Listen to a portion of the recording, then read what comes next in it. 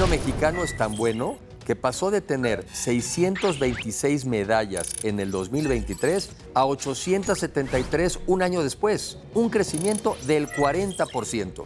El vino es maravilloso para los mexicanos, genera muchos empleos bien pagados, ahorra agua y es una delicia.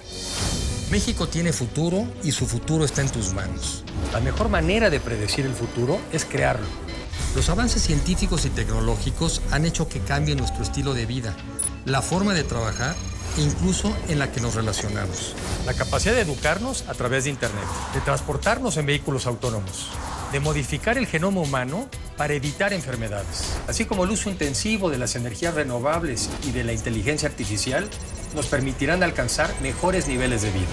Pero ¿seremos capaces de incorporar a todos o generaremos sociedades más polarizadas? De esto se trata Ahora Futuro, México y el mundo. Platicamos fuera del aire y la cifra es impresionante que hace no muchos años solamente el 5% de las botellas que se abrían en México eran hechas en México y hoy es prácticamente el 40%. Sí, ese número ha cambiado radicalmente pero en dos formas. Ha crecido el porcentaje del 5 al 39% de las botellas que se abren en México en centros de consumo y en casas. Más o menos ese es el crecimiento. Pero hay otro dato muy importante. El consumo creció de 225 mililitros por habitante por año en el 3 a 1.5 el año pasado. Increíble. Lo que significa casi 7 veces. Sí. Entonces, ¿en qué periodo, más o menos eso? Del 3 al 24. 21, 22 años. Pues en 20 años, 7 veces. Es muchísimo. O sea, creció el consumo y la participación del vino mexicano creció también. Eso quiere decir que pudimos atender el crecimiento y además nos fuimos un poco más allá. Y fíjate que además es muy interesante porque esta es una industria que más o menos entro y salgo de acuerdo a los... no como usuario siempre entro, pero digamos como estudioso, pues porque fui director de la financiera rural, entonces me metí al tema del vino. Por ejemplo, en turismo, pues te metes al tema del vino, ¿no? Claro. Entonces sí noto, bueno, lo que me platicas y me actualizas es un crecimiento impresionante y qué bueno, qué bueno. Entonces, consumíamos 1/4 de litro. Un poquito menos de 1/4, sí. Y ahora 1,5 litros promedio. 1,5 litros promedio por habitante mayor de edad, por supuesto. O sea, estamos hablando de 94 millones de gentes. ¿Cómo han hecho eso? O sea, ¿cómo han hecho, desde el punto de vista de la industria, pues es un negocio, cómo han hecho que el gusto por el vino en México haya aumentado y espero siga aumentando? Lo que hicimos fue promover que fuera un producto de calidad, primero que nada. O sea, buscar un nicho en el mercado y cuál nos acomodaba mejor al vino mexicano, la calidad. Tenemos un vino de muy buena calidad, es reconocido en todo el mundo. Mandamos muestras a todos los concursos mundiales y traemos medallas de oro en todos. Nos codeamos con los mejores vinos y traemos medallas de oro. Que eso es muy difícil porque... Bueno, eso demuestra que tenemos calidad. No, y además porque estás hablando de una industria en el mundo, bueno, de una tradición impresionante y estás compitiendo contra alemanes y contra franceses, los propios norteamericanos o estadounidenses, para ser más precisos, también han mejorado los vinos. Entonces, que te lleves medallas como vino mexicano es todo un logro, ¿no? Fíjate, tuvimos en 2023 670 medallas, más o menos. Y en el 24 tuvimos 860. O sea, crecimos 40%. Ese es el ritmo que viene creciendo nuestra presencia en el mercado. Y luego, segundo, fue buscar dónde estaba el atorón de mercado y dónde podíamos crecer, ¿no? Entonces, trabajamos mucho con los mayoristas en México, decirles, a ver, si en tu anaquel el consumo actual es 39%, y en tu anaquel tienes el 10% mexicano, pues estás dejando 30% sobre la mesa. Hay que meterle más presencia por ese lado. Y por el otro lado, en los restaurantes, los restauranteros, hemos estado, el consejo, hemos estado capacitando a los meseros, a los capitanes a nivel electrónico, a nivel nacional, constantemente, casi cada semana tenemos un streaming para capacitarlos, enseñarles desde cuándo deben ofrecer qué tipo de vino, con qué es compatible la comida, con qué es recomendable el tipo de vino, qué temperatura se debe servir, es más, hasta cómo lo deben abrir, porque muchas veces los meseros Si no pueden abrir una botella bien y no la pueden abrir, les da vergüenza, entonces mejor no te ofrecen el vino. Ok, porque no me quiero ver mal.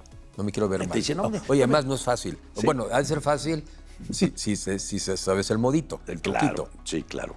Claro, ¿cómo hacemos que el mexicano tenga en su comida, en su alimentación? Porque el vino es para acompañar alimentos. Sí. Entonces, que la gente acompañe sus alimentos con un buen vino, eso es muy diferente a un refresco, etcétera.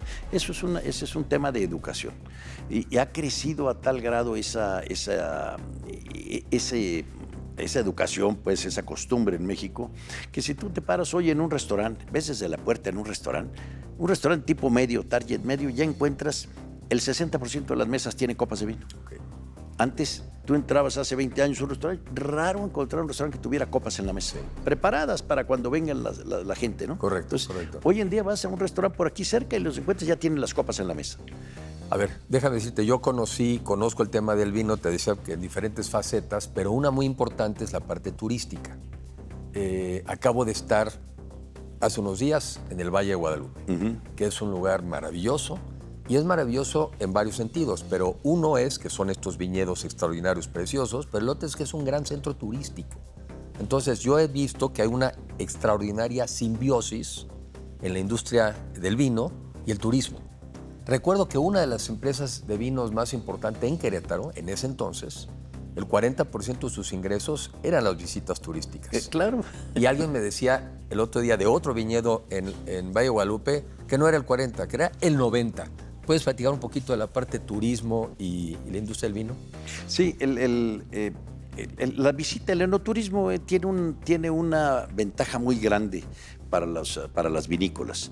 Primero, es un contraflujo, porque cuando nosotros recibimos al turismo en las bodegas y tenemos una gente ahí que viene a saludar, viene a comer, probablemente comer, la mayor parte de los vinícolas tenemos restaurante o por lo menos les vendemos ahí algo de comida y bueno, vienen, prueban que ya te ahorraste ir a enseñarles a qué sabe tu vino. Okay. Ahí lo prueban.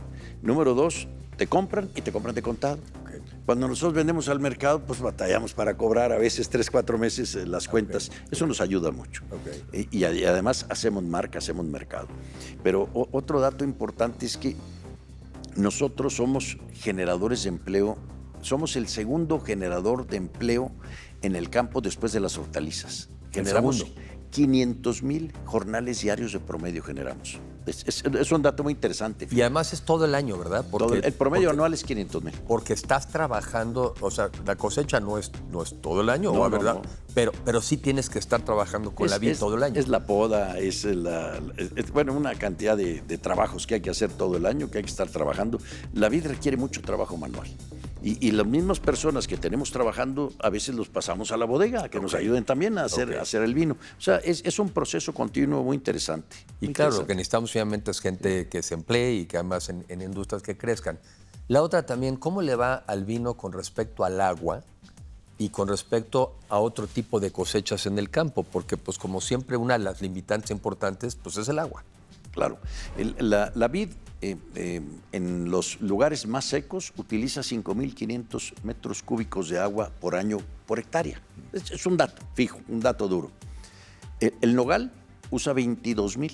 4 veces. O sea, 4 veces más. 4 veces más. Los árboles, los nogales. Sí, los nogales. Y otro tipo de cultivos como la alfalfa, pues usa más todavía. 15,000 o 20,000. A ver, la vid es de las que menos agua usan y todos los productores de uva en México tenemos sistemas de alta precisión, por goteo, todo muy cuidado.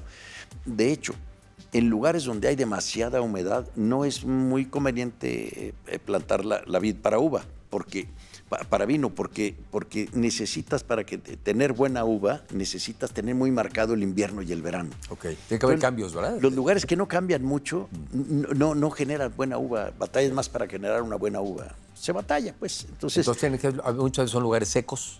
Son lugares secos con un poco más de calor, entonces tenemos que cuidar mucho el agua en esos lugares. Y que además, digo, en México, como en el mundo, ese es uno de los principales problemas. Sí, claro. ¿Qué posibilidades hay hacia los Estados Unidos de seguir creciendo? ¿Y ves alguna coyuntura favorable en el corto plazo? Sí, definitivamente. La primera pregunta. En el mercado nacional, 61 de cada 100 botellas que se abren son importadas. Todavía. O sea, todavía tenemos... Correcto decir, 4 de 10, pues 6 de 10. Tenemos mercado para crecer todavía, tenemos espacio para crecer y como ha ido creciendo, yo creo que va a seguir creciendo. Yo creo que alcanzamos el 50% en 10, 15 años, que eso es muy interesante para nosotros. El otro tema, ¿cómo vemos la exportación? Sí estamos exportando cantidades pequeñas ahora, no ha sido tan interesante en los años anteriores, porque teníamos un mercado que prefiere el vino mexicano por sobre los demás. Primero, es 39% es mexicano, el segundo porción es el español, 23%. Okay. O sea, ya el mexicano desde 2017 es el preferido de los mexicanos. Bueno. Aquí estamos mandando a otros lados y aquí no lo compran. Y es un mercado muy grande. Claro, ahora, creciendo. Ahora, en la medida que está saturándose el mercado con el tipo de cambio en los últimos 3 años, entonces eso ha hecho que volteemos a ver otros mercados, efectivamente. Hay quien está exportando a Japón, quien está exportando a China, sobre todo los espumosos han estado exportando mucho para allá. Y en Estados Unidos, que es un mercado muy grande para nosotros, yo creo que hay buenas posibilidades. Estamos cumpliendo con todos los requisitos del Tratado de Libre Comercio, podemos mandar a Estados Unidos. No tenemos problema en ese sentido. De hecho, hay una empresa mayorista en Los Ángeles que vende solamente vino mexicano y representa más de 40 bodegas. Y ellos están de plácemes porque no les ha pegado el arancel todavía. Y ellos andan vendiendo por todos lados, representándonos a todos en Estados Unidos. Y hay un dato muy importante, Enrique, fíjate. El vino que más se vende en el mundo, ¿cuál es? Pues es el italiano. ¿Y por qué es el italiano? Porque hay restaurantes italianos en todo el mundo. Y el restaurante italiano es el embajador del vino italiano. Entonces, lo que ahí... Claro, lo que tenemos que hacer es que cada vez esté más vinculado el vino a la comida mexicana, porque la comida mexicana también es una gran embajador nuestro. Hay por todo el mundo hay restaurantes mexicanos, sobre todo en Estados Unidos. Hay más de 10,000 restaurantes mexicanos en Estados Unidos. Yo creo que tenemos que trabajar esos temas nosotros, unificar más ese tipo de criterios y buscar esas opciones, esas oportunidades que tenemos. Estoy seguro que el vino mexicano va a seguir creciendo. En el mundo en general, el vino tiene una caída muy ligera, el 1% al año viene bajando. El consumo en el mundo. El consumo en el mundo, sí. Además, hay otras cosas, otros factores externos, ¿no? Pero en México sigue creciendo. Sí, claro. Estamos en 1.5 litros por habitante. Oye, para ayudarnos a comparar, yo sé que esas cifras no son relevantes muchas veces porque no quiere decir que vas a nunca beber como un italiano, ni nunca vas a beber con un español, pero pues, sirve como criterio. ¿Cómo nos comparamos con respecto a España, con respecto a Italia? Además, para que el público sepa nada más la comparación. En España, el público consume alrededor de 23 litros por habitante por año. 23. Y bajaron, andaban en 60. Andaban en 60. Hace 50 años andaban en 60, se ha venido para abajo. Argentina andaba arriba de 100, ahora andan sobre los 35 aproximadamente. Qué bárbaro. Y chilenos han bajado, en todo el mundo ha bajado el consumo. Los países que eran grandes consumidores ya están más estándar. Más estándar. Pero, por ejemplo, un país que, como nosotros, con una industria creciente como la nuestra, es Brasil. Brasil trae 4 litros por habitante por año y yo creo que nosotros podemos ir a eso. Tienes razón, es el que puede ser más parecido. Ese sería una buena meta para nosotros, multiplicar casi por 2,5 lo que tenemos, yo creo que es muy bueno. En hectáreas, en empleos, en posibilidades de exportación y en disminución de importaciones, finalmente. A mí me parece que este es un gran producto. Yo en lo personal sí soy un buen tomador de vino.